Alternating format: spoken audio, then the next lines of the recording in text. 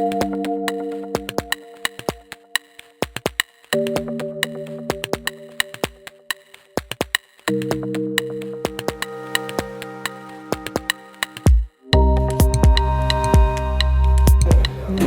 se mi zdi pomembno, da je zelo jasna strategija, da zaposleni vejo, kam podjetje gre in predvsem na kaj se podaja, da so vsi izzivi zelo natančno določeni, se pravi prepreke, ki jih je treba preskočiti in predvsem, da se držijo odkritosti, transparentnosti, tako o dobrih kot tudi o slabih stvarih. Jaz mislim, da je to najboljši način za transformacijo podjetij v to, da bo ljudje na delo hodili zadovoljni, če že ne srečni.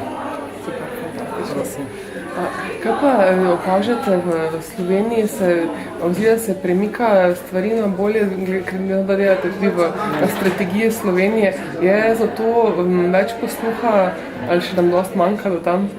V bistvu zelo odvisno, kje gledamo.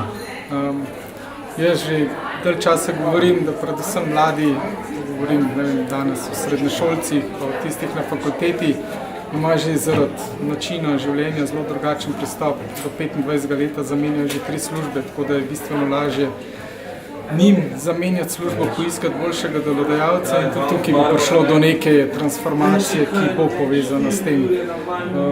Na splošno si pa samo želim, da bi bili ljudje bolj aktivni, prav vsi, tako delodajalci kot delodajemalci, da bi pač prispevali k uvajanju teh sprememb in da bi se tudi zavedali, da je vsaka vloga pomembna in da samo skupaj lahko se predstavimo na bistveno.